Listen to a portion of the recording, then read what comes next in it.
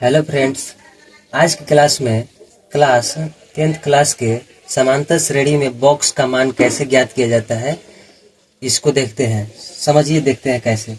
यहाँ पे डब्बा दिया है, यहाँ पे 13 दिया है, उसके बाद यहाँ पर भी डब्बा दिया है, यहाँ पे 3 दिया है। इसको बनाने के लिए पहले हमको समझना पड़ेगा कि कैसे इसको बनाया जाता है। तो देखिए कैसे बनेगा। हम आप लोगों को पहले वीडियो में बताए थे कि इसको ए बोला जाता है, यानी कि A1। इसको क्या बोला जाता है? A2 बोला जाता है।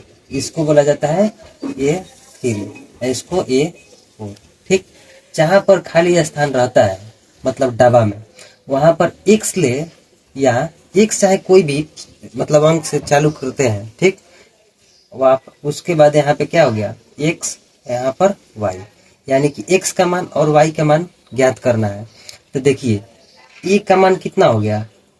ये वाला ए का मान है ना, तो ए का मान हमारा क्या हो गया? x। और उसके बाद डी, यानी कि समांतर श्रेणी में सार्व अंतर को कैसे ज्ञात किया जाता है?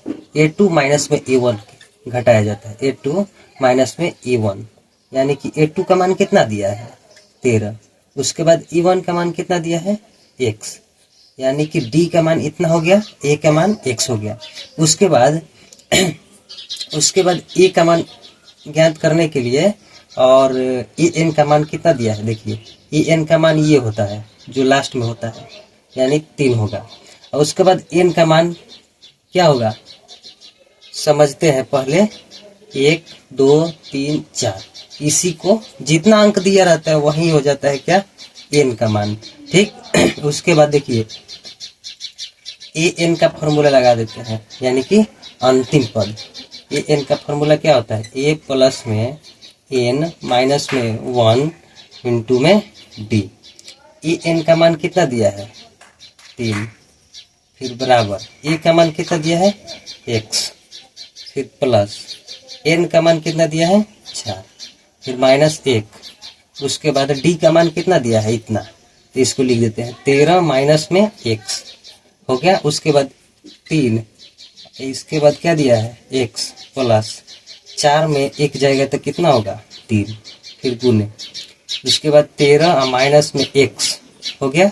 उसके बाद इसको इसमें गुना और इसको इसमें गुना करना है। ठीक, इसके बाद यहाँ पे देखिए 3 होगा, यहाँ पे होगा x प्लस में 39।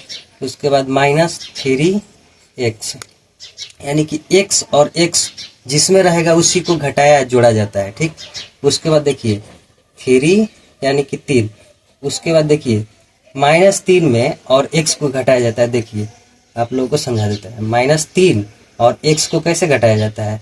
ऐसे देखिए, यहाँ पे 2 हो जाएगा, यहाँ पे कुछ नहीं रहता है तो यहाँ पे 1 छिपा रहता है, यहाँ पे 2 हो जाएगा। बड़ा इसमें से कौन सा चीज है?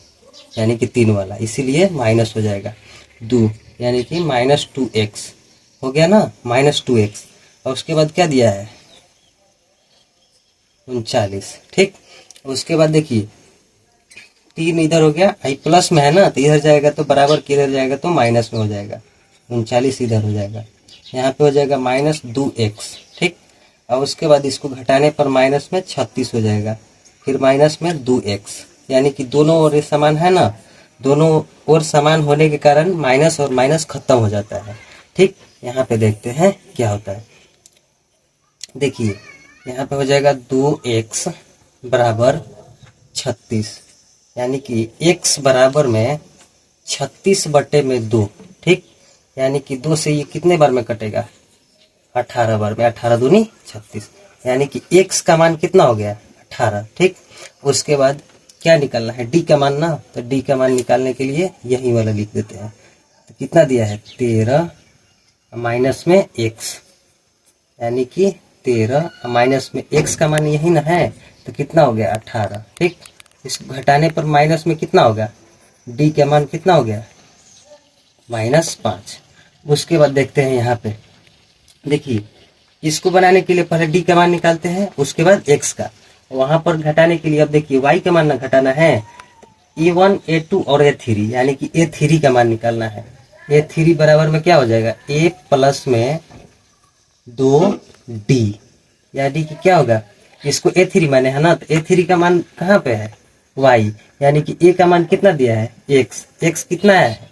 18, फिर प्लस 2 गुने डी का मान कितना दिया है -5, y बराबर में 18 माइनस में प्लस और माइनस कितना हो गया 10, ठीक। y बराबर में 8, यानी कि y का भी मान 8 हो गया। उसके बाद एक जगह पर लिख देते हैं ताकि आप लोगों को समझ में आ जाए। x का मान कितना दिया है 18, और उसके बाद y का मान कितना दिया है 8 दिया है। उसके बाद d का मान माइनस में 5, यानी कि हम लोग का आंसर यही हो जाएगा, ठीक। यहाँ पे ऐसे हो गया, देखिए आंसर यही आप लोग का आंसर हो गया। आप लोगों को ये वीडियो समझ में आया होगा ना, तो लाइक कमेंट और सब्सक्राइब कर दीजिएगा, ठीक, ताकि आपके पास आने वाली नोटिफिकेशन की वीडियोस आपके पास पहुंच सके, ताकि आप लोगों को सॉल्व करने में दिक्कत ना हो सके।